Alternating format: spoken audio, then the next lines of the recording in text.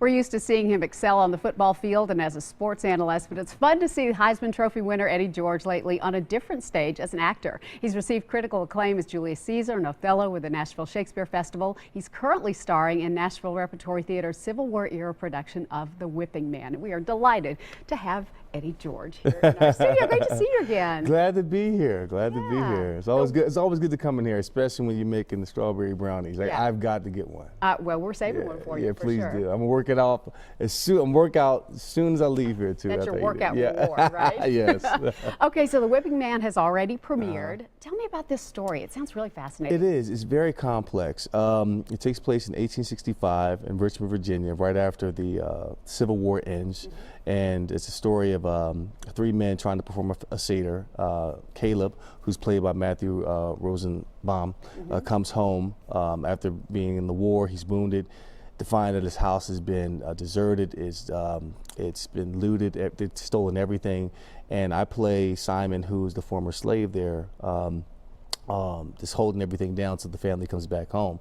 And John is played by James Rudolph. He's also a slave as well. I don't want to give away too much of the story. Right. And it's a story based off of faith. Where do you go now in this place and time in history?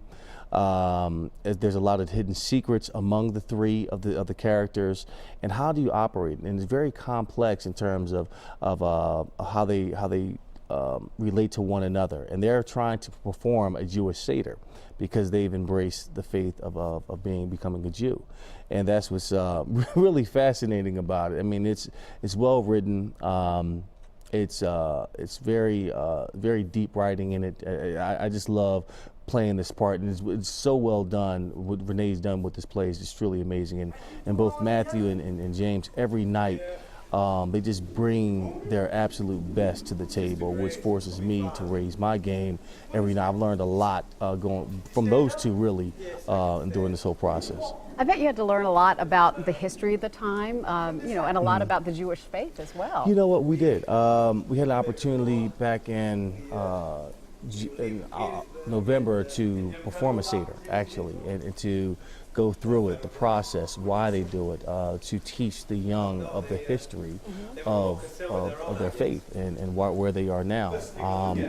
And it was just amazing to go through that. You know, it was a lot of wine drinking, it's a lot of eating, a lot of sharing stories. It's important to teach the young, and that's what the story is about. It's really teaching the young of their faith and what you made it through. And for Simon, my character, he practices the Jewish religion. I mean, it's got him through his tough times, his tough moments, and to go through that process, to learn it, was really eye-opening for me. Sounds like a fascinating story. Oh, it is. Speaking of teaching the young, one of your young ones is all grown up, graduating from high school, and coming here to Vanderbilt to play football. Yes, he is. It was a great weekend 2 weeks ago, Super Bowl Sunday. Yeah.